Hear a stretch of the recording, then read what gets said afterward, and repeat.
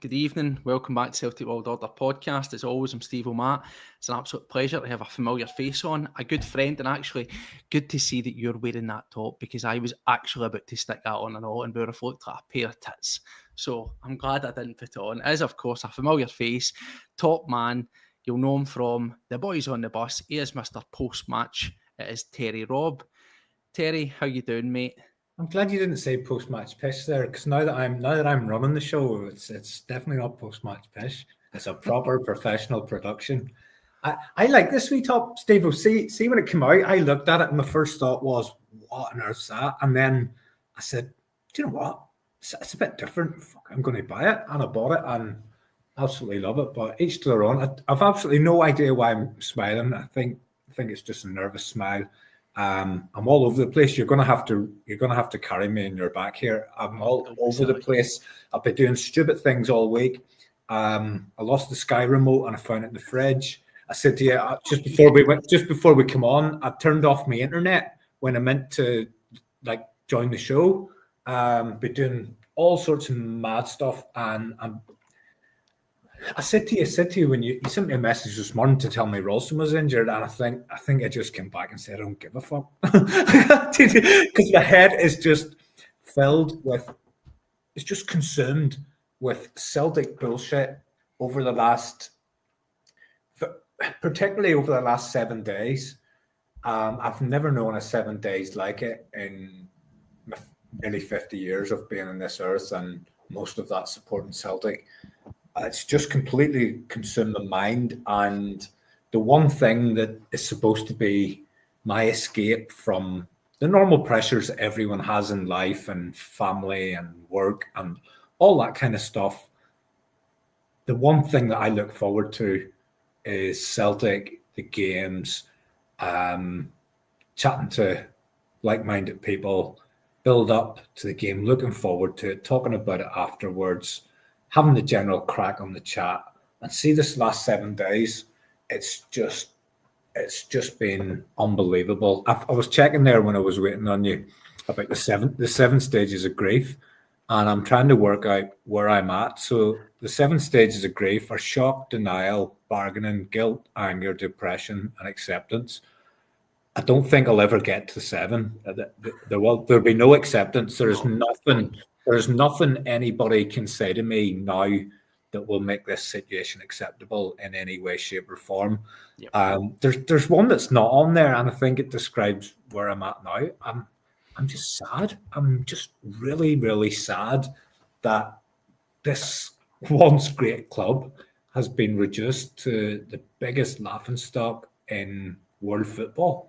And we've gone from what I believed was one of the best performances I've seen from a Celtic team in my life, away in the Allianz, if that's still what it's called, in Munich, going toe-to-toe with one of the giants of world football, and absolutely doing me proud. Obviously, glorious failure in the end, but that was always going to be the case. But I was buzzing that night just with pride about the performance that I seen. And within 7 months, we're now dumped out of the Champions League. We've had the biggest nightmare transfer window you've ever seen. We've had the worst deadline day of any club that's ever existed at any level. And I think we've had 2 meek shots on target against a Rangers team that are averaging 15 to 20 chances against absolute dross other than Club Brugge. It's just been the worst week in my Celtic supporting life. And Phil and David done a deadline day show, and I was in bed. I was in bed for about 9:30 because I knew nothing. I knew there was nothing of note happening. I actually put a message into the chat at 11:15, and at that stage we were still strongly linked with Dolberg. I says, Dolberg isn't happening. I've seen this movie before. This will be one where we tried and he led us up the garden path and we had an agreement with him, and then he backtracked. We've seen this movie. Dolberg was never coming in. And see the whole deadline day, Steve, the whole frustration about all that bollocks is it should never have come down to that. No. It should never have come down to we'll get on to all the stuff that's been happening over the last couple of days with the statements and the open letter and stuff like that, and what I expect to happen off the back of that will be some kind of excuses where we had an agreement with Dolberg's representatives and at the last minute something happened. It should never have got to the last minute. We still haven't replaced our talisman striker from January, and yet on deadline day we're scratching around to not only replace him, but also to replace his replacement, who we let go without having another replacement in place. And then when you just don't think it can get any worse, you then go the next day and you scratch around and you get a free agent that nobody else wants. And then you've got the audacity to put it out on the usual club socials as if you've pulled off a masterstroke. I know I've just gone off and my brain's just scattergun. I just can't. There's nothing wrong with that. Going everywhere. It can be a wee therapy session for us. There's already we're nearly close up to 100. So get all your thoughts in, everything that's been going on, what your thoughts are of the fallout, how you're still feeling at this moment in time, how you're feeling about the fan statements, all that kind of stuff. Get on. We'll try and get you involved as much as we can, as we always do on here. But just before we kick off, as we always do, bringing it full circle back to basics, welcome back to the channel. The channel has been absolutely flying lately. The uptake in subscribers over the past sort of week has been phenomenal. And thank you very much to every single person who has joined our community, that has supported us. We really, really do appreciate it. Let's continue that. And it's a good place. Celtic World Order will always be here to tell it like it is, to sometimes, as we're going to do today, pick over some of the unfashionable topics, talk about the things that you don't want to talk about, but you'll always get brutal honesty, uncompromised, unfiltered, unaffiliated. That's us here. You'll always get that from us. So if you're new, welcome. Hit the subscribe, cost you nothing, absolutely 100% free. If you want to help out the channel, and there is many of you in here who do, the wee donations part is the members, $1.99. It is a donation. It just helps with overheads, the run-ins, the equipment, all that stuff, because we still continue to run this at a loss. But we're not in it for money. We're in it for the love of the game. We're in it for the love of Celtic, and we wouldn't have it any other way. But if you want to help out, then you can. Obviously, we're multiple different social media. The TikTok, I guess that's the most popular one. Paddy's Mad TikToks. Get yourself over there. Or at X at CWPod1888. So let's get down to business, Terry, as we say, and as you lay it out there, there's a lot of frustrations. I think people's heads are all over the place. It's still swirling. There's a lot of confusion. I think we come out of this feeling that there's still more questions than there is answers, or at least any direction that an answer is going to be coming. And of course, we've started to see, in a very positive sense, against a backdrop of muck, that the Celtic support, or at least large sections of it that are out there, are all coming together and they are asking questions now. You'll have seen this before. I don't want to read it out entirely verbatim, because every other podcast that's been out today and yesterday and so on will have covered it, so you'll know what I'm about to talk about. But we've seen the statement that's been put out, and of course there is many supporters clubs attached to it. There's many fan media. Celtic World Order will appear on there on that list as well, as you'll see. And yes, fully endorse this open letter, if you will, Terry, that's been put out to the board. Now, obviously I want to know, firstly, before we go into that, how you felt, aside from what you just said there, about the footballing side of things, because it has been a wee while since we spoke. Obviously, we did a disappointment in Almaty. We don't want to cut open old scars, and then a dire game against Rangers at the weekend. And I think that off the back of those results, we definitely then look to the transfer window to say, right, it's so obvious now. It's right in front of you. Let's get it sorted. Then we didn't get anything there, as you just rightfully said. Do you feel that an international break, is this a good time for Celtic as the footballing side, for the manager, for the players, for everything to settle down, reset, maybe get a bit of wind in their sails and come back stronger? Or do you think the international break is a negative because of the board, because it gives them a couple of weeks to hide away, mate, and not face up to what's going on? Steve, things have taken a wee turn for the positive. Have you ever seen a better home poured Guinness than that? Look at that bad boy. That's a professional. Put the head on that. Don't look at the dome. absolute dome on that. Anyway, yeah. So obviously, I do the post-match shows. I've done them with you whenever we were on with Boise together. I've done them with Boise over the years, and I'm now doing them with the guys on Phil's pod. And let's take it back just a wee bit, just to focus on the football side of things, and to cut out all the rest of the stuff. So, opening day against St Mirren, I always try to look for the positives, and I try to be quite level-headed and sort of step back from it a wee bit. Even though you're watching 90 minutes and I don't want to say job because it's not my job, but your task is then to go on and talk about those 90 minutes. I think sometimes you have to be able to step back just from that 90 to look at it from a longer lens in the whole scheme of things, because as much as we love Celtic and we want Celtic to win every game, that's never going to be realistic. And sometimes you have to just look at a 90 minutes. Sometimes you look at it in its own right, but sometimes you have to look at it as well as part of a 38-game season or a 10-game Champions League campaign or an 8-game or whatever it is. So first game against St Mirren, I thought it wasn't great. I thought we lacked creativity, we lacked speed, imagination. It was a bit boring. I remember starting to look at my phone I was in Lanzarote. I was on holiday in Lanzarote, and I remember just getting my phone out and stuff. And one of my golden rules is I don't look at my phone during the game. I don't care what people are talking about. I want to sit and focus on that game. I find myself lifting my phone. I'm just going, this isn't me. They're not entertaining me here. But we got the job done. And do you know what? See, when that goal went in from Luke McKayan, going towards 90 minutes, I jumped up in front of absolute strangers and was hugging them and kissing them and dancing about like a madman, and happy days. We got the points. And sometimes Flag Day is like that. There's a bit of an occasion beforehand. The crowd are turning up. They're buoyant. They're celebrating the success of the last season. They're expectant for success this season. You've done your pre-season, and some days sometimes the first game can be a bit flat. I'm thinking previous games where we opened up against it was either Kelly or St Johnstone. There was one not so long ago was very, very flat. And sometimes that happens. I think the whole day gets built up a wee bit, and then if it doesn't happen early, it can become a bit of a struggle. So I wasn't too bothered. I was happy enough. Job done, 3 points.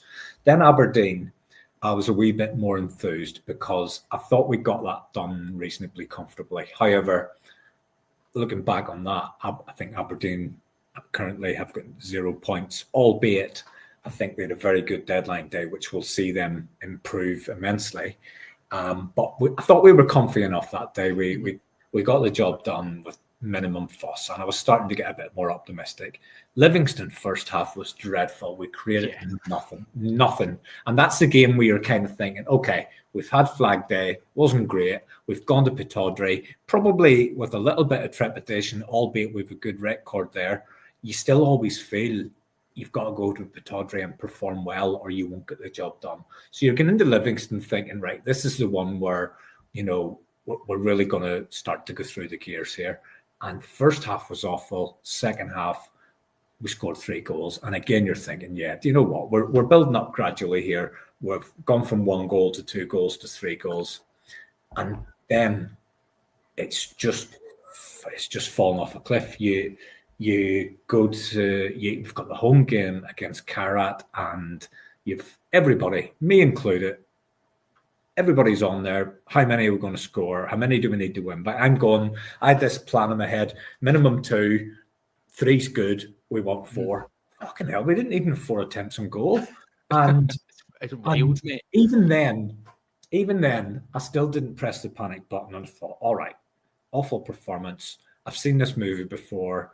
I remember being at the game against Rosenborg at home in a qualifier, and we were dreadful, and it was 0-0, and you thought you were out, but we went to Rosenborg and won 1-0. So I thought, do you know what? I still think we'll go there and get the job done. And even during that game, I still felt we're going to get this job done. We're going to get the job done. At some point, we're going to break this monotonous play, and lack of intensity and lack of going for it. But as the game went on, you just go, do you know what? This is spot kicks all over it. This is spot kicks all over it, and it's an absolute lottery. And then you're absolutely got it. And even after all of that, I'm going into the game against Rangers and I'm trying, where I'm absolutely reeling because I'm angry about going out of Europe because we've gone out of Europe against probably the worst team that's ever going to play in the Champions League ever. They'll get 0 points. I expect them to get 0 points. But also fair play to them because they got the job done against us by hook or by crook. Do you know what I mean? That second leg, they were missing 4 or 5 important players. The young lad up, was no excuses, mate. Young lad up front, the goalkeeper who had a decent enough game against us at Celtic Park, albeit we didn't give him an awful lot to do. But I'm still going thinking, do you know what? I still think Europe's done. We've got a Rangers game. It's the best game we could come back to. They've just been beat 6-0. Let's really go. Let's really go. Crank it up here. And you've got to remember as well, up until about 7 days ago, Rangers were having the worst summer in a long, long time for them. The worst one since 2012. They're the laughing stock of Scottish football. They're the ones that are calling for the manager's head. They're the ones that are already wanting the 49ers out, even though this was the great takeover and everything was going to be brilliant. But within 1 week, we've just completely turned the whole landscape on its head. Now, let's take it a step further. I was as disappointed as anybody on Sunday, and I thought we were lackluster. There was no energy. I think that comes from the top of the club. There's been no energy from the top of the club down during the summer. I think the manager lacks energy. He's deflated. I understand why he's deflated, but he's not the Brendan of old. And you'll know this yourself. Boise used to talk about Brendan Light or Diet Brendan. I actually think now it's Brendan Zero. Honestly, it's gone from full fat, full sugar to light. Jump in that just while you're talking that, not to kill your stream there, because you're making a lot of good points about where we are in a footballing sense. And that's the thing. I think to paint the picture of where we are, you're maybe saying, well, why are we going back to the start of the season? Why are we going through those games? We spoke about them.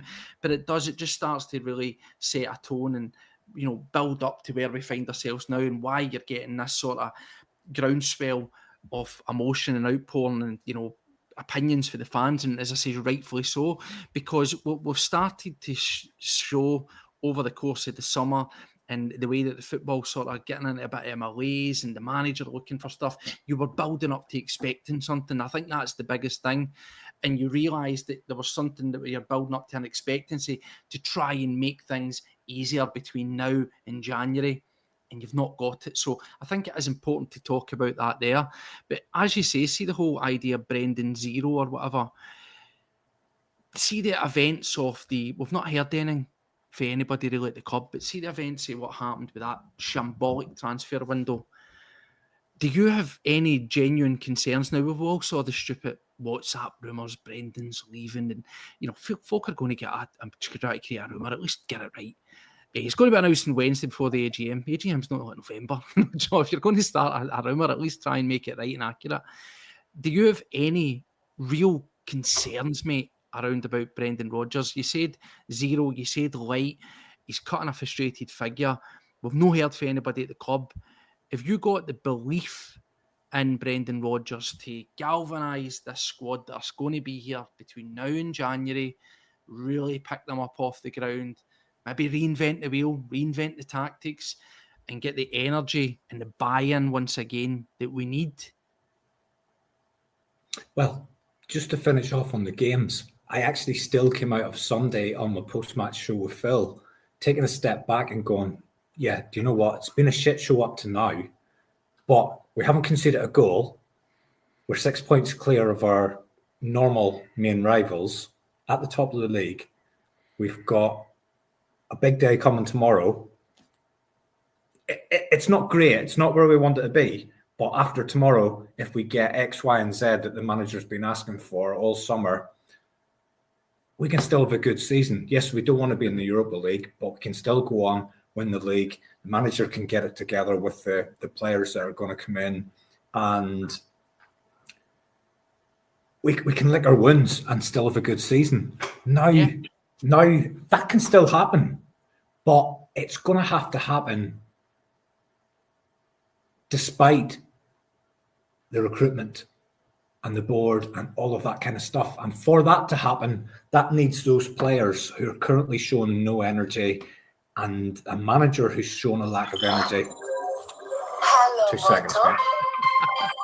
That's old school. Hello, Motto. I think I've heard that in ages. You're through to the voicemail and Michael Nicholson. Leave me a message and I won't bother me arse ever getting back to you. Yes, that's how you handle. What it's going to do for us still to have a successful season, and at this stage I'm thinking league. I see Europa League. I'm even thinking I don't even give a. I'm not even wanting to think about it. I want us to win the league. We need to win the league. It's going to need the manager and this group of players to find a way to get the job done, despite of all the other stuff that's going on in the background. And see what's happened over the last, the murmurings of sack the board and small pockets of people singing that's going to increase. That's going to increase massively over the next weeks and months. And across this season, there will be Celtic Park at times will be full of toxicity. And this manager and this group of players have got to find a way to still get the job done. And I'm not sure he's got the stomach for it anymore. My mindset has kind of been, I've been worried that the board and the way they've behaved will remove any thoughts he had of staying on. But I'm also concerned that him staying on actually isn't the right thing for us anymore either, because I think the whole passion and stomach has been completely knocked out of him. Now, I hope I'm wrong, and I hope he can galvanize it, and I hope he gets the players together and they have a proper huddle in the changing rooms. Do you remember the one that they did when they knew the cameras were on them and he was giving it the speech about this is our place and this is our time and all that bollocks. I hope he has a real proper one and he says, do you know what, lads? This is an absolute shit show. I've been let down. You've been let down. Those supporters have been let down. Let's find a way to get this job done for yous, for me, and for the fans. And I think it's a massive ask. And I can't believe I'm sitting here saying, again, we're top of the league. We're 6 points clear of Rangers. We're not conceded a goal. And I'm worried. I'm worried about how this season is going to play out in terms of the team on the pitch. We can still have a successful season, but I think a lot of these guys are going to have to step up. And it was only 2 weeks ago, I was on with Big Liam on the post-match, and I was going through the Celtic squad, and I was saying, look how many leaders we've got. We've got Kasper Schmeichel, who's been a captain and a leader. We've Alistair Johnson, who shows leadership qualities. Cameron Carter-Vickers, vice captain. Kieran Tierney, leader. Callum McGregor, obviously the captain. Luke McKeown played for captain at Dundee. Paulo Bernardo, captain of Portugal under-21s. Mm-hmm. All these captains and leaders across the park. And just in the last 3 games, you've been looking at those players and you're just going, somebody needs to lead here. Somebody needs to fucking take control of this. Get this thing going here. And I just can't believe how bad it's been. And yes, every team can have a bad day and every player can have a bad day. But can every player have a bad game 3 games in a row to the extent that we have? There's something badly wrong. I agree with what you're saying there about leadership qualities. And I think that, the international break, I'm kind of torn in 2 ways, because one, I think it might be not the worst thing for the team to settle down. There's been rumours and we've heard that, again, it comes out, apparently Maeda wanted to go, Dyson wanted to go, Hatate wanted to go, and they were told no, so on and so forth. Whether that's just bullshit or not, it's easy to say that after the event. As we said, there was people contacting us and saying that they heard these rumours. It came to nothing, thankfully, and so says that's why we would never mention the names, because inevitably they might just want that sort of, their name aired and whatever, and sort of be sensationalist. But now these guys know they're going to be there until at least January. They know what's in front of them, the domestic games, the cup games, the Europa League, right? So it's in their best interest to pick themselves up, find their A game and kick on, particularly if they want to move on and they want to leave, right? They need to put themselves in shop window. But what you said about leadership, I think I agree that Brendan Rodgers, there's no doubt he must be ripping his hair out, okay? He's been sold an absolute dafty, as have we as the fans, and we've come out of this period weaker. But what he needs to do is, and I think, dare I say it, siege mentality. When you always think about Brendan Rodgers as a manager, it's always about the details, the fine details, the tactical side. Some people might laugh at that idea, but it's all about man management, and it's all kind of a wee bit standoffish, might put the arm round type of players and things like that. But what we need at this moment in time is to use all that embarrassment, as you've said. Yous have been embarrassed, the fans have been embarrassed, the club have been embarrassed. Use it as fuel, use it as energy, and there's a place for that. Neil Lennon-esque fire, just sheer fire in your belly, and using emotion to drive you on rather than a million tactics boards and the data analysis and all that. Go out there, know that you're good, and play to the best of your abilities and play with a bit of freedom. And hopefully, just hopefully, we can see that when they come back, because we need it. The flip side of that, the international break, and that's what we're going to move on to right now, is the big elephant in the room. It buys this board time to hide and seek champions, sponsored silence champions. They have said absolutely nothing. I can even tell you the last time that we had proper correspondence, proper hearing from the board, years without a doubt. And I want to bring it back to, as we said, this here. You've seen the statement that was put out. We as Celtic World Orders, one of the fan media outlets, or whatever you want to call us, podcast or idiots on your telly, we've endorsed that. We fully endorse that message. And we're on that list along with some other great podcasts and creators and things like that, right? I don't want to go over it, but the key points here, Terry, and I'll just read them off. People have seen this a million times over, so I don't want to flog that dead horse again over absolutely everything. But the key points, essentially saying they want, the first part says about how they've been letting down, the failings, systematic, the football inside, so on and so forth, and they want accountability. They basically want, in short, they didn't say it, I would have put it on there, they want heads to roll. Somebody or some group of people, I know we'll say it's the board overarching, of course it is, but we know sack the board isn't going to happen. We know that they're not going to suddenly just wipe the board clean and start again. It's just not going to happen. But we can influence change and we can strive for better, right? So surely 1, 2 or whatever people need to lose their job over this. As I said a million times over since this farce happened. See, Terry, if you were in charge of, you were CEO of a company, and decisions that you made directly or were a large part in the decision-making process cost your company overnight a minimum £30 million income, minimum just for getting there, and more when you add on everything that goes with the packages, the tickets, the TV, the prize money for winning games, drawing games, so on and so forth. You, my friend, would be sacked, you'd be hunted, you'd be out the door, right? That is what needs to happen on some level to one person, two people, multiple people. There needs to be accountability. That's what the front end of that statement says. But these are the questions here that it says they want to know, this collective that we're included in, I'm sure you are as well, Terry, right? What the club's long-term football strategy is and how will they communicate it to supporters? Why there's been no investment in critical positions despite the manager, despite the players, despite everybody coming out and the obvious weaknesses that are there for all to see that we've traced back there at the football side. What accountability measures are going to be put in place to stop this happening for the repeated failures in the transfer? We were made to look like a laughing stock. Folk were pivoting, wanting to go to bloody well Charlton, for crying out loud. We couldn't even beg somebody. We probably could have chucked money at people and they were still looking at other options, and it's a sad indictment of where we are. How they intend to modernise the club, now that's a laugh, right? How to compete in Europe? But these are all valid questions. When will supporters receive the results of the fan survey? That one there is unforgivable. It's a small detail.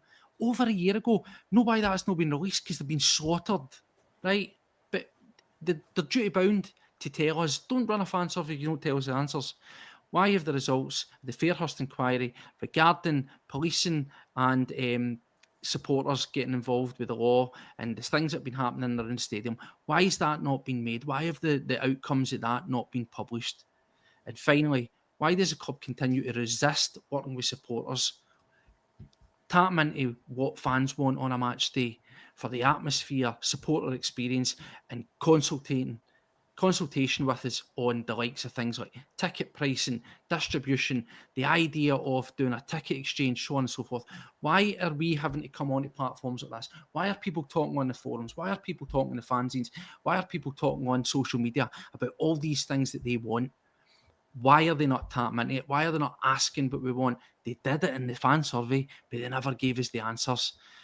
Where do you stand in general, Terry, on the contents of that statement there? Because as I said, for me, the only one thing that they didn't say, they suggested that, but should have said is one person or a group of people going to be identified as being fundamental at the centre of the failings? And if so, what punishment, what action's going to be taken against these people? Because as I said, and I'll repeat again, if you made decisions, mate, that cost your company minimum £30 million plus what you could have had on top, you would be out the door. You'd be P45'd. So why is it any different here? I think point 3 there addresses it. What accountability measures are in place for repeated failures in transfer dealings? But see some of the stuff that's on there, Steve. And first of all, what I think's great is that it feels, and I know a lot of this is online, and online isn't real life, but it does feel that the Celtic supporters are united on this. Mm-hmm. And that's a good thing, because on a lot of things, we're not united. Part of the support believes in one thing or supports one thing, the other part doesn't. It feels like we're united, but we have to remember as well that people putting their names to an open letter asking for a bit of transparency and information is one thing, but I fully expect this to ramp up significantly. And it's how much of the support are in this for the long haul. Because say Michael Nicholson, and I get the feeling most of this is directed at him. I think it's him that we expect to come out. He's the CEO. I don't know if you've seen JP Taylor had sort of come out to confirm that Michael Nicholson was aware of this open letter, and also all of the emails that have been sent to Michael Nicholson's email address. I found that quite funny. Have been passed to his PA. So she's probably working through the night trying to pull all of those together and getting an FAQ document. So I think what we'll get off the back of this is we'll get an FAQ document. You know, when something goes tits up at a company, and loads of people are kicking off, what accountability is going to be taking? Answer, I don't give a fuck. Well, what do you have to say to the fans who are unhappy? Answer, I don't give a fuck. Probably in terms of that one, what do we expect to happen there? What I expect to happen is there'll be a sacrificial lamb in the same way as there was with Lee Congerton, Nick Hammond, Lowell Jr. It'll be Tidsdale. They'll offer him up. They'll just say he's been brought in and he's failed, even though it's nothing to do with him. Right. So can I just jump in on that, Terry? Just food for thought, right? So it has come out. It's come out that from, again, various podcasts have spoken about this. It's been awash with social media, right? That it's came out that Celtic missed out on targets who were identified at a very early juncture, right? So it is scrambling about at the tail end, but it appears that these guys were identified long ago. So that once again just begs the question as to why we've not got them over the line sooner rather than later, and if not even sooner at the later stage, how could we not get it done? Now I don't know about you, but Tisdale, he'll identify the players, but him, the manager, the coaching staff will identify the players. Their hands are washed as far as I'm concerned. They're not the ones that are sitting down brokering the deals. Totally agree. That's the powers that be. So how that will not wash, as you're saying. This will ramp up, but Well, making that's what Tisdale happens. That's Albright what won't happens, work. Steve. Dermot Desmond isn't going to fall. Peter Lawwell isn't going to fall on the sword. Michael Nicholson isn't going to fall on the sword. They'll make a way to put someone up there. I mean, we were led to believe when there were previous films that Lee Congerton was totally incompetent, and subsequently we've seen statements from him that show players who have gone on to be absolutely sensational and transferred for tens and tens of millions. He had identified those and he had put those forwards as signings, and the club had just put it in a drawer somewhere and didn't do anything with it. But what are we expecting to happen here? What is the expected outcome from this open letter? Are we expecting Michael Nicholson to fall on the sword and resign? That ain't going to happen. Well, see, you're asking what to expect now. People are mentioning it here now. I've not seen this apparently coming on. So if anybody's got anything solid on this, then do let me know. But people are saying that allegedly that he was going to do an interview with Sky and then it was cancelled. This is the first that I've ever heard of that. That's been coming up on there. I would be completely blown away, shocked, mate, if anyone from Celtic that isn't named Brendan Rodgers or insert player's name here sat down and done any sort of interview with Sky Sports. I think if we do get anything, as you say, it'll be some garbage Q&A type document, or it'll be something that is... It'll be Celtic TV with... It's not pressure tested. It'll be like the Law interview that we got down, where it'll be some lackey from the club sitting down there just throwing out generic softball garbage and no kickback. Tell us what happened, well, blah, blah, blah, and no kickback on it. No, well, can you follow up on that or anything? There'll be none of that. There'll be none of that, let alone what probably should happen, which should be complete transparency, which should be I think there's guys within our shareholding who you've got to question, guys like Chris Traynor, guys like Keane, who have the capacity and the shareholding to call an EGM. You know, they should be able to get an emergency general meeting for exceptional circumstances and address that. That's realistically what probably should happen. But again, they'll manage to dodge and dive that one as well, will they not? Well, the AGM's just a farce, isn't it, really? You've got pre-vetted questions and things like that, and if anybody goes rogue on any of that, they'll be fired out. And I think we're now nearly at the stage where all you get's pre-recorded interviews a game with somebody from within the club. The AGM, if for it to be worth anything at all, it should be those guys in a live environment with no pre-vetted questions, and they are asked the questions that the real supporters want answered, and they should have to sit there and answer those, because you've a CEO there earning almost £1 million a year, and he doesn't have to talk to anybody. He has no engagement with anyone. It's like £1 million for what? What are you doing? What are you actually doing? And we're told by Peter Lawwell that this money you get what you pay for. What are we getting? What are we getting for that 850 grand a year salary? And I don't know what the guy does, and I'm sure he works very hard. But what is he actually doing? And what is he doing for the benefit of the club? And I don't know what your thoughts are about how this has got so wrong, Steve-O, but I see this whole thing as the Celtic family is going through a separation, which will then become a divorce between the manager and the board. This time round, it was a marriage of convenience or possibly inconvenience, whichever way you want to look at it. There was no love there, and all we've seen really happen is those two different sets of people, the manager and the board, just play out like a family that's getting ripped apart, and the two sides loathe each other. And if you want to look at the people that suffer most in that situation are the people who have to live in the same environment as those two sets that don't get on. So it's usually kids in a family. So if you look at the players or the fans, they're the kids. Look at some of these young lads and how they've been treated in this. And the club are using them almost as one-upmanship. The manager's saying, I don't want this player. And they're just bringing him in. And they can say he signs off on players. He's made it totally clear there's been players brought in this summer that he didn't want.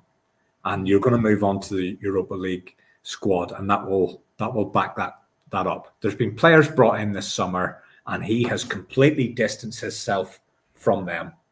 There's also been other times where he's used his interview and things like that, and it almost feels like a marriage where both sides are bitching against each other. They're trying to get one-upmanship. They're trying to score points against each other. They're using the kids against them. They're bringing in players that they know he doesn't want. They're bringing in players that he doesn't want. He's then leaving those same players out of the European squad.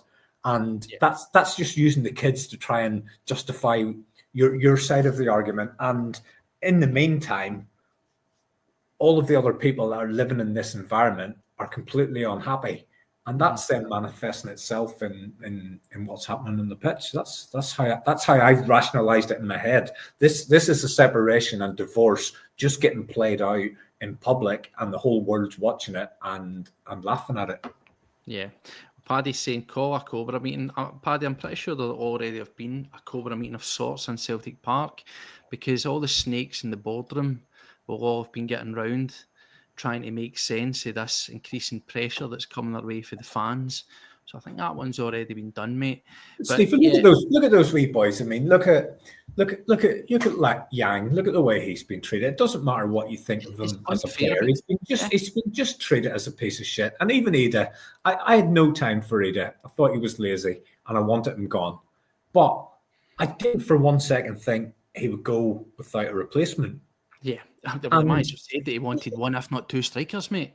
But even the laddie then from Manchester City, I think it's clear that, and if you look back, I questioned why Brendan Rodgers was so staunch in his playing up about how he felt about Dane Murray. But I think what's become clear in my head, again, it's just a guess, but I'm joining dots. I'm trying to put the pieces of the jigsaw together. I think they've said we're going to go to Man City, and they've got a player, and we can bring him in. And he goes, I don't need him. I don't want him. I've got so many centre halves here, and I like Dane Murray. He's then gone out and told everybody he likes Dane Murray, and Dane Murray's then got a deal, and he made 2 or 3 points of saying he really liked Dane Murray.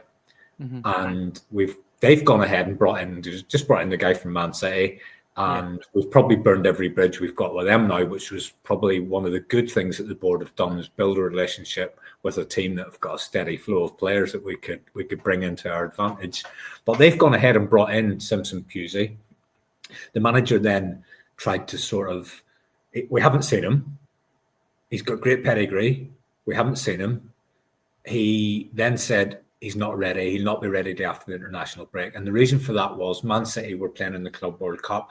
They then came back late. However, Man City have now played 3 league games. Yeah. So if he was part of that squad that got extra time off and whatever, the players within that bigger Man City squad, they've now played 3 league games, and we still haven't seen or heard of this guy. And now he's been left out of European competition. And that's the manager biting back and going, I'll show them. They've given me him, despite me telling them I didn't want him, despite me saying I wanted Dane Murray. I'll put Dane Murray in the squad, because this is the one thing that they can't come behind and change. I'm in charge of registering these players or selecting this squad. But put yourself in that young lad's shoes. He's totally blameless in all of this. He's just a young kid trying to make his way in the game, and he's just become a pawn in a divorce. Do you know what I mean? Yeah, there's been a lot of people that have been getting, played in this whole situation, as you well says, and definitely, I feel sorry for guys like Yang and stuff, and obviously the situation even with Ida went down there before the Rangers game, and he was called back up, and he went back down there, and whether you think these guys are the quality you want or not, you're toiling with guys' potential development, with their their wages, their livelihood, their life, and sorry to cut in, Stevie. Even this Ian Atcho, can you imagine the first time he balloons one over the bar? He's going to get absolute pelters, and it's not his fault. It's not his fault that we've brought him into this absolute shit show. Mm-hmm. He's a kid, and he's an experienced player. And in terms of football, he's at his peak at 28. But he's only a kid, and the first bad touch he has, or as I say, Sky's one, he's just going to get dogs abuse. And that's what was the comment you had up there previously? Put the last one up. What's that? I can't remember. It was with Desmond and something to do with the golf. I was actually So when this whole thing is playing out this week, what's Dermot doing? Oh, he's so arrogant. He's telling Rory McIlroy how he misread his putt at the Irish Open Pro-Am. Fucking hell, Jesus Christ. Mm-hmm. Anyway, that's the thing. But before we move on for this, I think we'll be keeping our eyes on this, and it'll be interesting to see. This will ramp up. It starts with the voices getting louder. Platforms like this, I said, and it sounds silly that people sending the emails to Nicholson every time the club posts some garbage on X. Fill it with your thoughts. Just let them know how you're feeling. And that will start to go.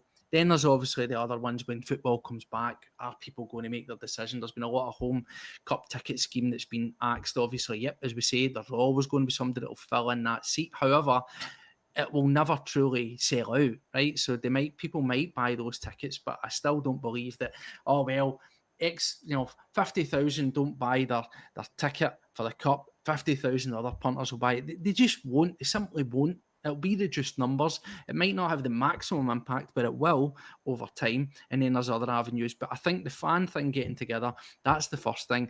Ultimately, we need to try and get together all these sporadic shares that are out there. They need to get rediscovered, they get rebrought, traced, pulled together, and use that. But again, I've said it as well, and it would be good to see if we could get the likes of guys like Keane or even Trainer, if they are interested, because they've already got a significant slice of the pie. I'm sure that there's people out there that have better business acumen than guys like ourselves. Believe it or not, they're out there that are got deep pockets as Celtic fans that could maybe bring in these people. Now, you can always go, well, it's just another business people and that. We know what they're like because we've already got them there. But I do genuinely believe that there will be wealthy, genuine people out there who really just want the best for the club. And if you can get in tandem with them, we can pull them together and you can get in about your 5% or something, that you can start to get a genuine fan voice on the board. That's the ideal situation. But until then, it's up to all the fans to stay united and push on. And as you said about Ian Atcho and stuff, it's important that we keep to the motto, which is, back the team, sack the board. Now, we know sack the board. Is that really going to happen? It's not going to be wholesale. As much as I would love it to be, I am a realist, but we can still look to force change and affect positive change at the club. But we need to support those players because the vulnerabilities, the guys like Yang and that have been knocked about, that have had the piss taken out of them, that the manager, there's undoubtedly this backdrop is going to start to eat into the players. And we need to be on our best to keep them up, to keep their spirits up. But it's also as well up to the manager, everybody else, to make that happen as well. But moving on, you mentioned about players and you mentioned about squads and you mentioned about things. We have had the Europa League squad announced, which I will just bring up there. And as I said as well there, Terry, it says in the headline, what's going on? Boardroom silence, we've covered that. Fan pressure, we've covered that. And strange squad selections. Now, you can see it right there. People are saying, where's Donovan? Donovan will be in that squad because he's under criteria. He's homegrown. He's under the 21 age. He's in the B pool, but he can sort of transfer over freely, right? He can do that. You've then got Yang, who I believe there's interest from elsewhere in Europe. I think they've maybe got 2 days or something where he could still potentially go. So you've got to say Yang's in there maybe by default, but where's his head at? And then, of course, you look at the big glaring issues. There is no place for Inamura. I think that's fair. I mean, as much as people have told me how good he is, and you might as well have him around, I don't think he's going to bring him in. But Simpson Pusey, what was the point if he's not in there? You touched on him, we'll mention it. And then, of course, Shin Yamada. It seems mental. What was the point of Simpson Pusey, firstly, mate? Because I've seen people mention it. I've seen the rumours. Apparently, he's been ousted because he doesn't want to play in the B team to get up to speed. He's playing, Billy Big Boys, for Man City and all that kind of stuff. And attitudes might be wrong. If that's the case, fine. But what was the point of bringing him up? He is of a certain pedigree. The manager spoke him up, topped him up to the hilt. He's nowhere near it. So you might as well just send him back down the road, And I know if we added him in the squad, you'd have 5 centre-halves, which maybe seems overkill. But really, what was the point of it? And then Shin Yamada, you've got Kenny, he either wants him in the squad, he doesn't want him in the squad, he'll play him, he'll no play him, he'll put him in the pitch, he'll no put him on the pitch. He thought Shin Yamada was good enough to put on the pitch. But I still don't know why Kenny wasn't on the bench at Ibrox. Can somebody tell me? But he had Shin Yamada on the bench. He brings him on. He puts himself about. Is he brilliant? No, he's not. But he gave them a lot to think about. Right? Nowhere near it at a time when we've got fuck all in the attacking sense. Is this just Brendan saying, he's no my player, Inamura, Shin, they're no mine, I'm no interested in him, get that to fuck. And Pusey, try to explain that selection to me, Terry, because I can't put my head around it. The Pusey one, I can't because as soon as we signed him, I expected him to go straight in as first choice. The only question I had was whether he would play left or right. he was coming in. There was no way Man City were agreeing to him to come to us to not play, and if they believed that he wouldn't get picked for our European squad, there's absolutely no way that deal would have happened. I just think the board brokered the deal and Brendan didn't want to do it, and the lad's been caught in the crossfire. Now, I see from some of the comments, people are saying, and it is rumour, that he refused to play for the B team. If he did, then, do you know what? Fair enough, that's fine. But do we know that that's definitely the case? Because if he's a young lad and he's trying to get up to fitness for the first team, I'd find it very difficult to believe that he wouldn't play in a game. That just sounds nonsensical. Any game at all to get your fitness up. These guys would be used to be playing in bounce games and behind closed doors and all this kind of stuff. And it would be hard for me to think that a guy that's come through under Guardiola's tutelage would, within the first couple of weeks, be throwing his toys out of the pram because he's been asked to play in a game that's going to get his fitness up. I find that difficult to believe. If it is true, then do you know what? Stuff him. That's all right. But I find it difficult to believe that would be the case. And I actually was quite happy when we signed him, because I thought, do you know what? This is going to be a guy that is at some stage in his career. I expect him to be as good as Cameron Carter-Vickers is now, or has been in the last few years for us. Whether that happens when he's 19 in the season that he's with us, in a season that could now be a season of discontent, who knows? But at some point we will look back, maybe when he's 23, 24, 25, and go, we had him for a season, why was he no good for us? He will be a very, very good centre back. I just, my gut feel is he's just a pawn in this argument, this divide, this. They bring this here, but Punch is saying, obviously saying, it's Brendan Rodgers essentially saying these are club signings. Now, of course, we know we've had that City link, and you've got the four players that have been connected to the first team that have been left out are.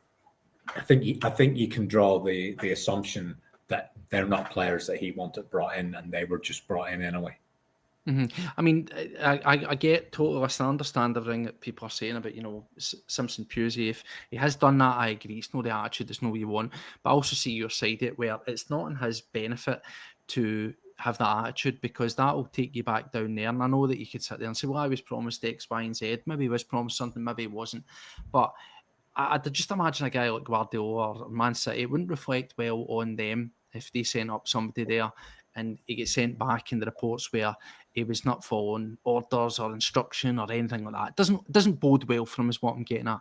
And I understand as well, why play somebody else's guys in the Europa squad when we could be looking at guys like Donovan, we could be looking at guys like Murray and trying to let them a breakthrough and do well. I 100% get that. But when you once again look at how light we are there with Johnson, who will, let's face it, miss the vast majority, if not all of those Europa League games at this moment in time. Anthony Ralston out of the Scotland squad, supposedly carrying some level of injury.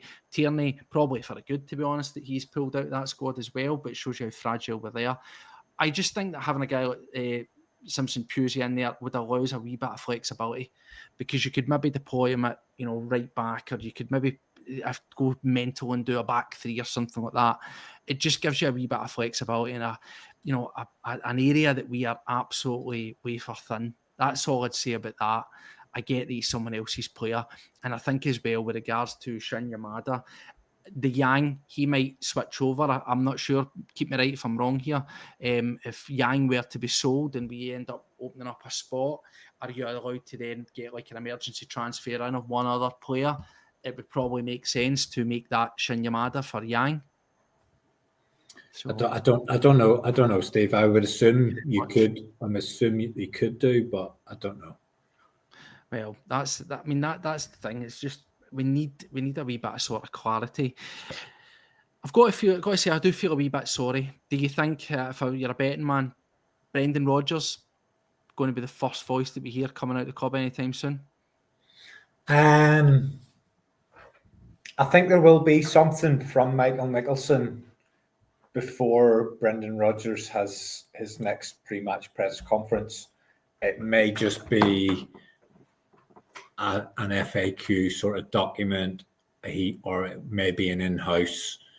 It may be an in-house sort of Q&A. I think there will be something. I think the noise it's too much now, and I think the conversations within the walls of the boardroom will be, how can we make this noise go away as quickly as possible?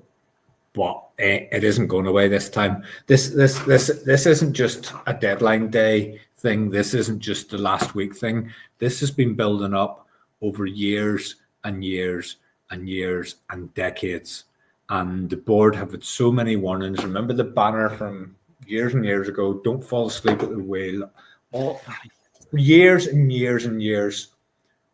The supporters have been telling this board that they have been selling Celtic short. Manager after manager after manager has had to beg for signings. So this last week is just the straw that breaks the camel's back. But this has been a build-up over decades of incompetence,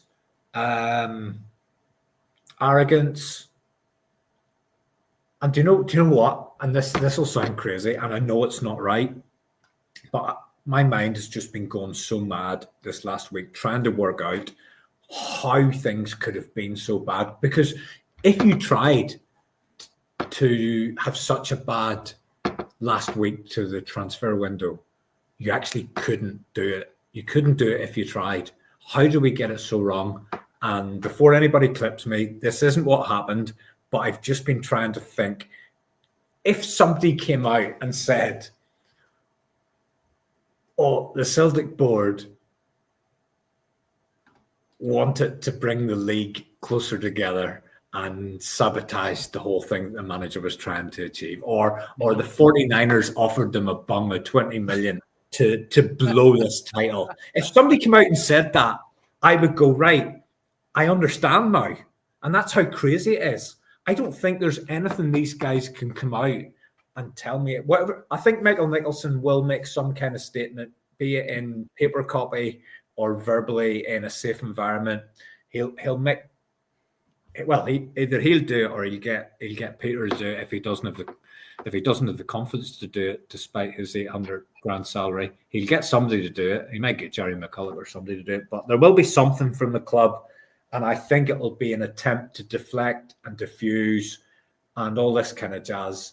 But that ain't going to work this time. This has gone too far. As I said, this isn't just a last week's problem. This is an ongoing problem over a prolonged period of time. And the outside person looking in, Celtic, you've won 13 out of 14 leagues. You've unprecedented success, all that kind of stuff. That doesn't make any of what's happened right. You have to be in there. You have to be invested emotionally. You have to be scarred by things that you see that just are wrong. And this club has been managed wrong for a long, long time. And the last people who managed it wrong, we were able to get rid of them. Mm-hmm. And we'll also get rid of these ones.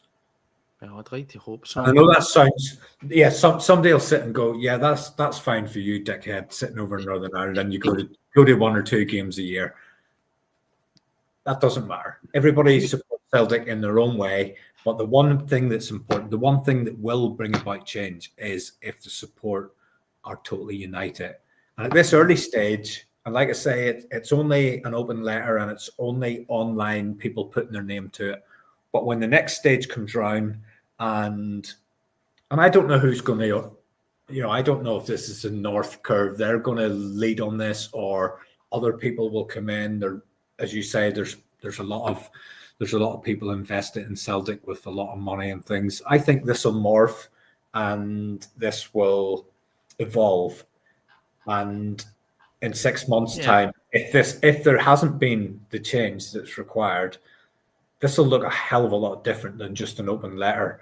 But how many people are prepared to go the long haul and see this through? It's one thing putting your name to a letter asking for a few answers, but if it becomes a lot more than that, who's prepared to see it through? And if you see it through, it could well be that comes at the detriment to the team at some point, and you have to then decide, is short-term detriment to the team better for the long-term future of the football club? And I said to you earlier, I'm coming over for the first time in 3 weeks. Yeah, you've been disrupted, have you not?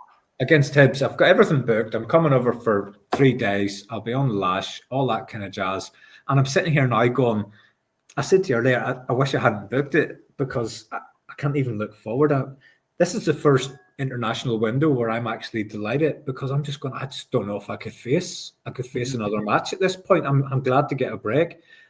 And that's not me. I want to watch Celtic playing every single day, because that's my buzz. That's my drug. That's my thing that gets me through.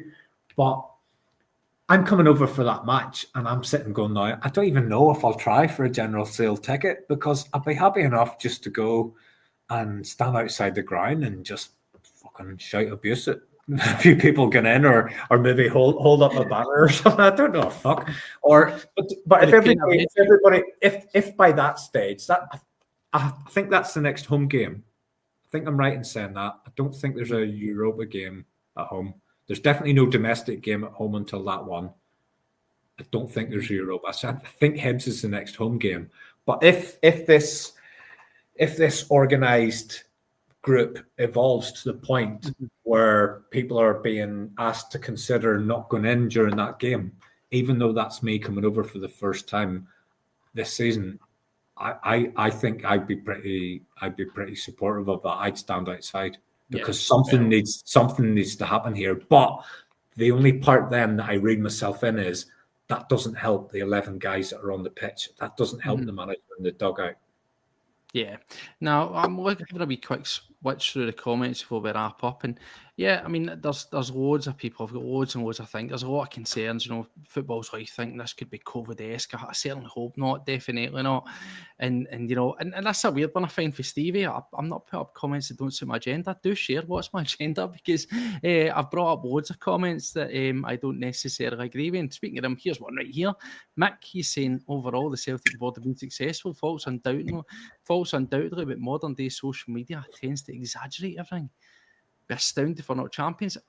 Mick, listen, as we say on here, I'm not here to tell you that I'm right. Terry's not here to tell you that he's right. I hope Mick's right. I hope Mick's right, You know, 1,000,000%. I hope we're champions in right and you're wrong and vice versa. But I don't agree with that. I think we've always done that and says, you know, that the board have, from a financial stability sense, we've been ran well. Some people say very well. Some people say excellent.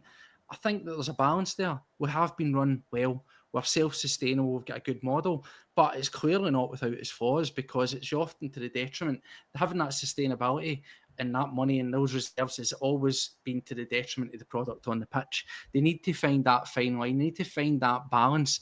They are good at business, but bad at the business of football. And I think that's the underlying point. And then again, that's exactly, I am not disagreeing with what he's saying. I would hope and certainly still expect Celtic to go on and win the league. Will we get a double or a treble? I don't think so. But can we navigate the league?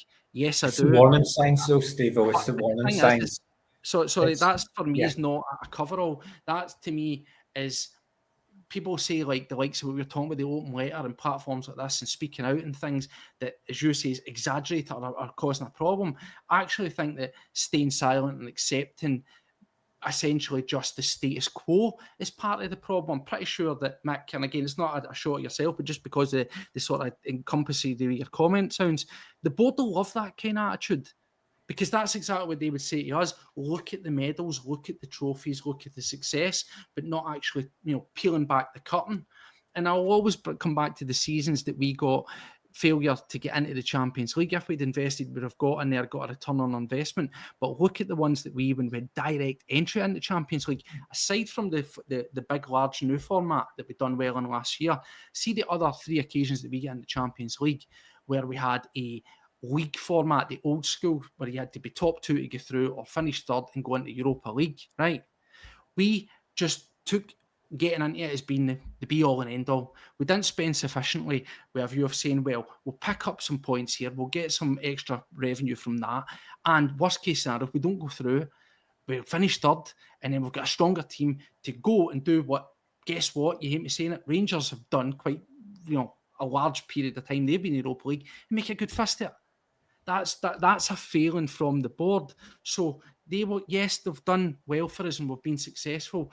But if you peel it back, we've always just done enough to be top dogs in our wee tiny small pond. Now, I'm not saying we're going to go and win the Champions League or the Europa League or something, but wouldn't it be nice to have a wee bit of a balance that when you go there, you know that you maybe go so far, but the time and the enjoyment factor is far higher than some of the hidings and embarrassments and things that we've had there before.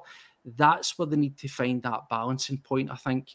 And that's my wee mini sort of, tangent that I've been off on there. But I think, there's a lot of discussion here. And as we say, we'll bring up everybody's points, whether one way or another, whether it's what I agree with or whether it's the complete opposite and vice versa. We're not here to tell you we're right and you're wrong. And you're not here to tell us that we're wrong for having an opinion. That's football fandom, Terry, isn't it? The important thing is we can have these debates and we can do it in a decent manner and not descend into madness and throwing sharks about outside. It's the warning signs, though, Steve-O. I honestly sit here and I hope we win the league.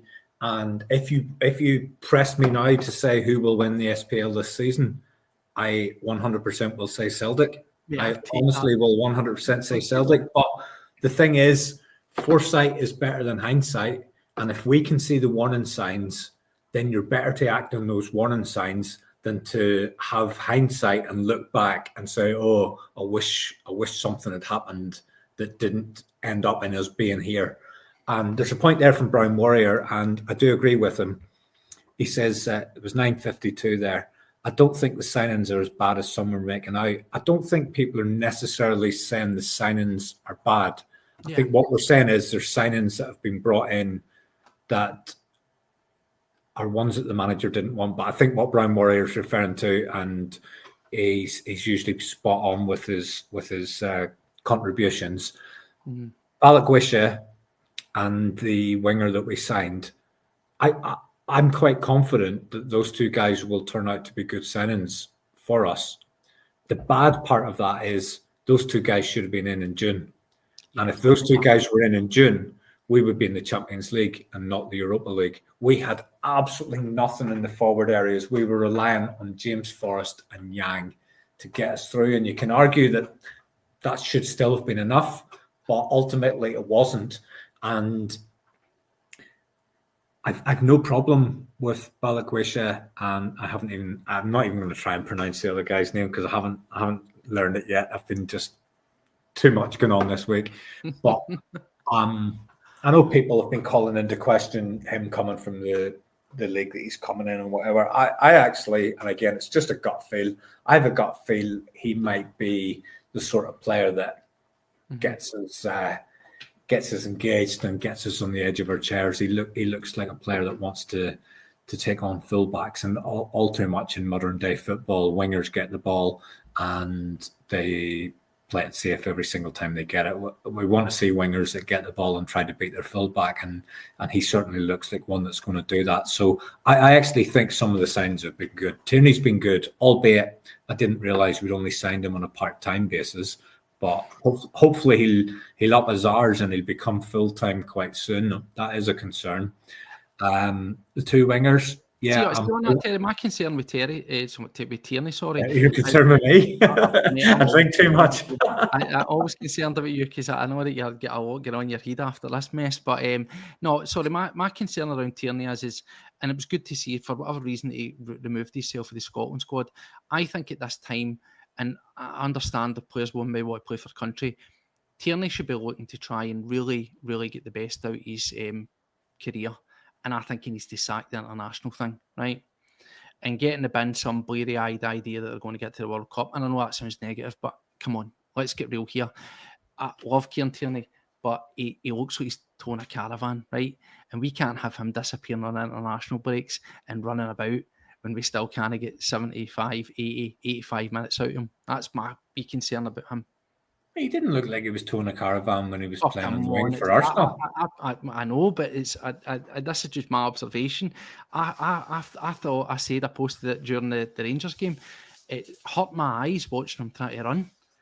He runs like my mom. I honestly thought, Steve, I thought he would come in and I thought he would be another. I didn't think he would take the armband, but I thought he would be another fucking real diehard Celt in that dressing room. And I just think the whole negativity, you can see it in all of their faces. And I just think you see it in Kieran Tierney as well. There's a lot more to come from him. But just Brown Warrior's point, I do agree with him. I think we've made decent signings.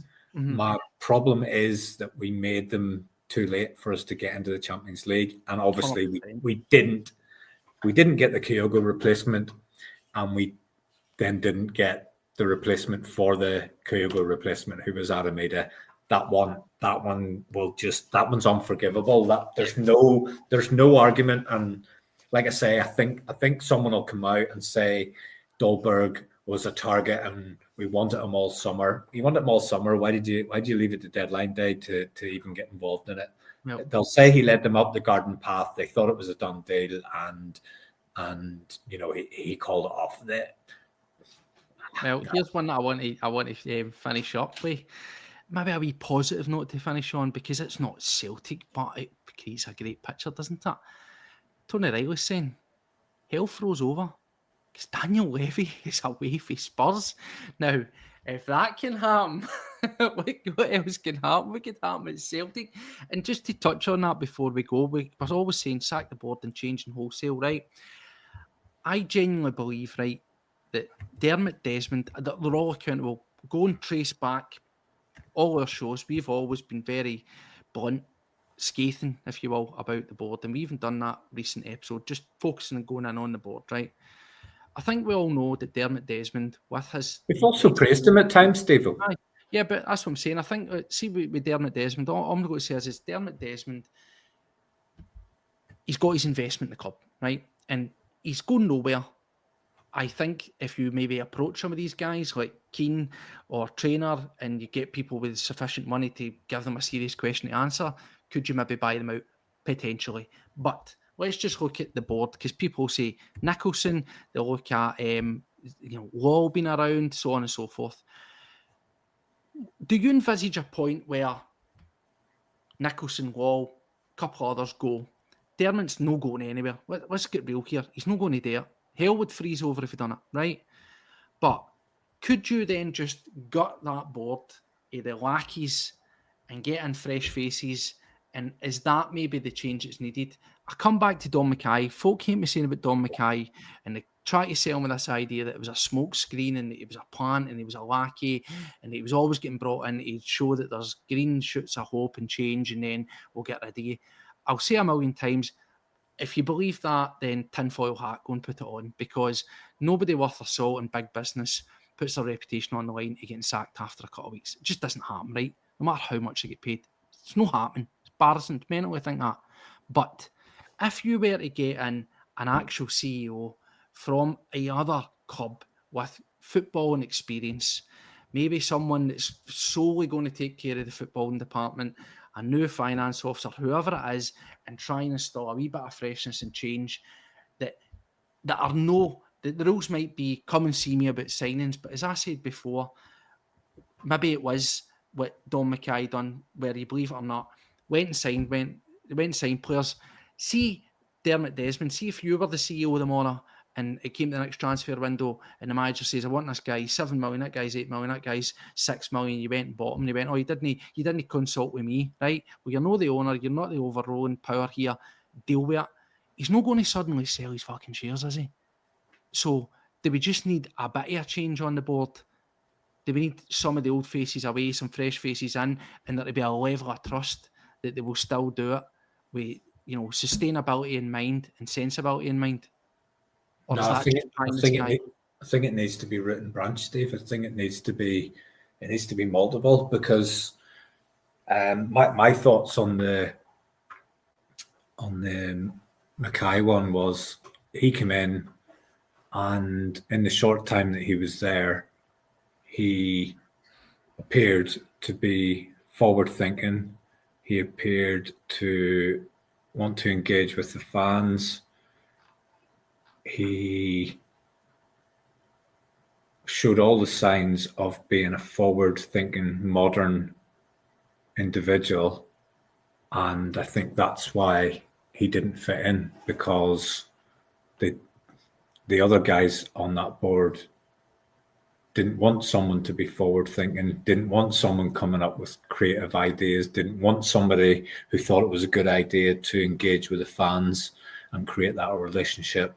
And he ultimately paid the price, because he was just one person against a group of people, and the culture swallowed him up, and they got rid of him. I think it needs to be a full clear out, and then a brand new set of individuals brought in, where it's not just one person coming in and trying to change a culture that's been there for decades. It's everyone's new.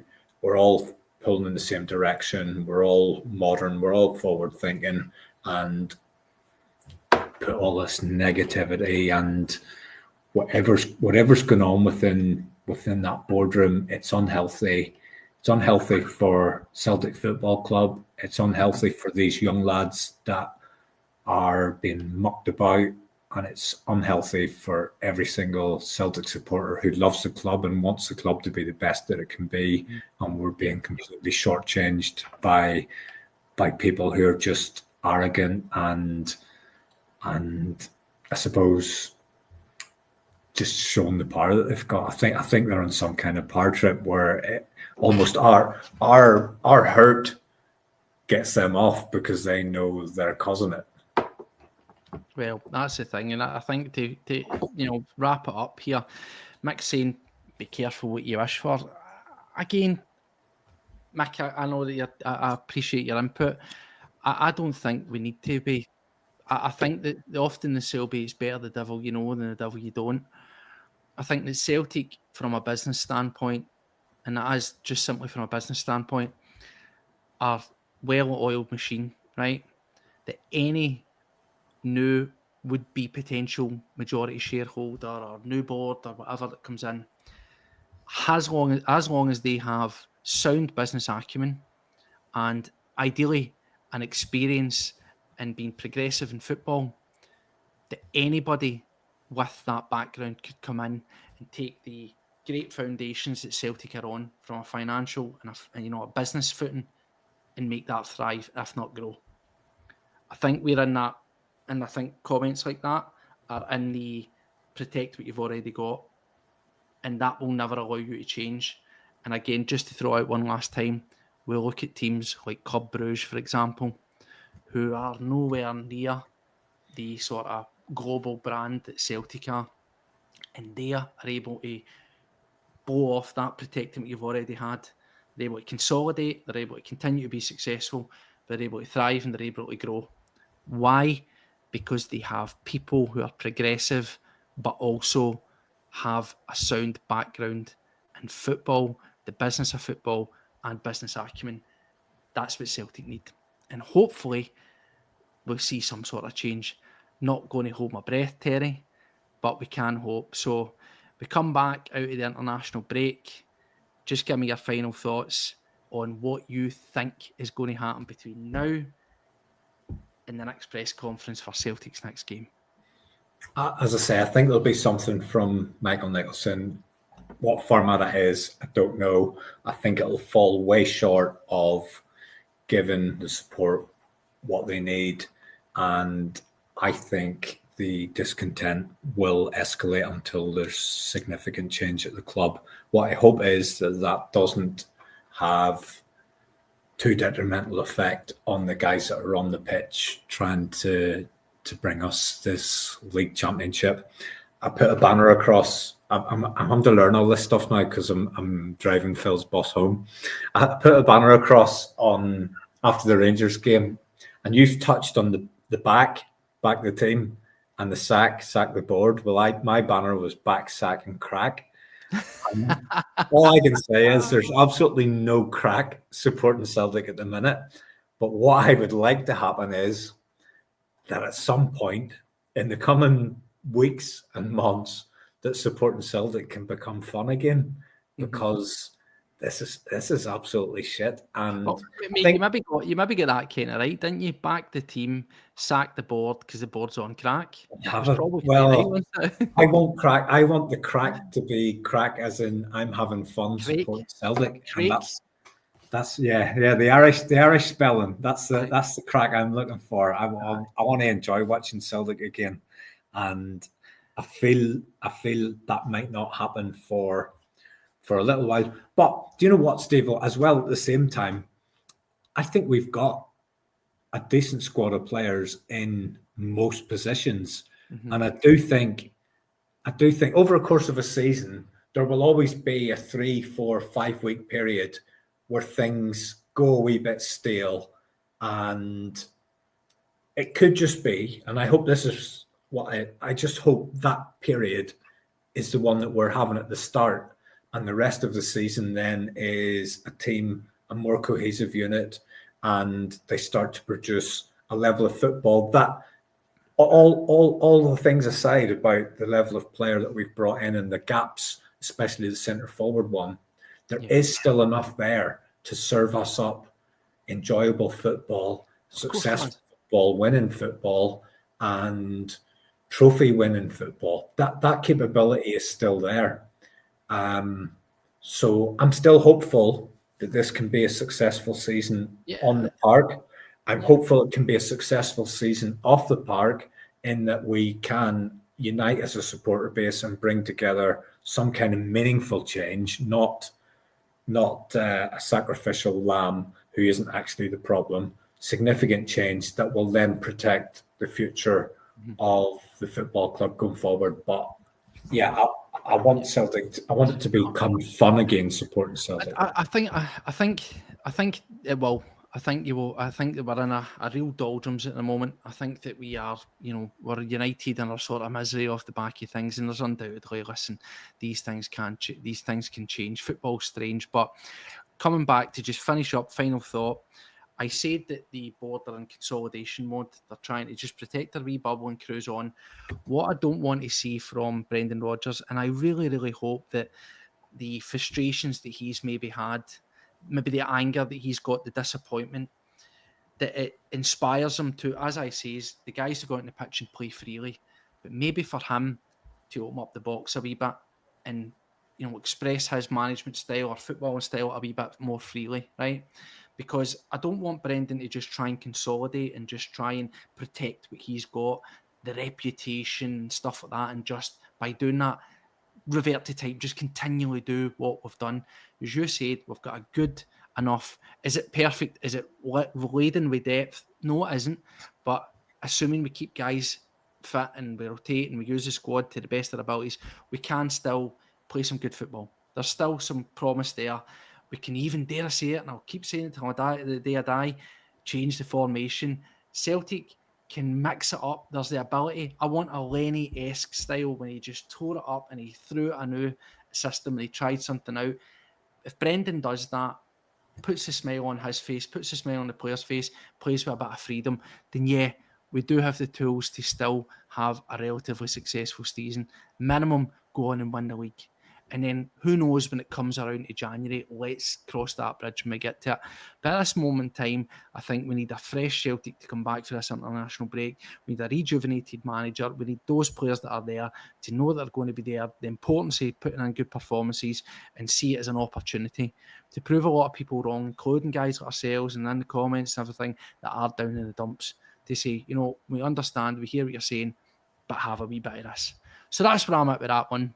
But anyway, thanks for taking the time to join us. It's always a pleasure. It's never a chore to have you on, mate, here. And I'm sure that hopefully we'll catch up at some point when the fit was back and we'll be a wee bit more positive. Here, can I ask you something quick? Yes. How many shows do you need to do before I get into the group chat? You can get in the group chat. Thanks. It's so kind to be Mitch for all the donations tonight. Really, really, honestly, we're always humbled by it, as we say. We're not looking for money for doing this, but it's always kindly and well received. It helps put all this together, so thank you. But I'll add you in the group chat tonight. You're not missing anything. All you're missing is Paddy's usually incredible optimism. I need optimism right now. I need a message that comes through that just makes me go, that's all right. Paddy's watching. I'll fire you in there. I can't guarantee that Paul's going to cheer you up though, because he's been pretty miserable, and I'm sure they won't mind me saying it. And as we said, we Celtic podcast, the Celtic World Order, we're always here and we'll always be here no matter what the results are. Me and Paddy have put in the hard yards with the crap results. I asked Joe and I asked Paul if anybody wanted to come on, and the kind of universally says, I don't think I can face it now. I'm too angry. I'd be annoyed. I'd be ranting raving. I know, I've been feeling like that as well. But here, thank you very much for having us on again, Steve. Cheers. Appreciate it. No worries. Thank you very much to everybody for watching us. As I said, if you haven't done already, hit the subscribe, help the channel grow. We'll be back, hopefully with some positivity as and when we hear anything out the club. And even if there's a sacking, I mean, that would be quite nice, wouldn't it? As long as it's no the manager, or it's no players turning up contracts and disappearing. But anyway, take care of yourselves. And as always, hail, hail. We'll see you around the bend. Bye-bye.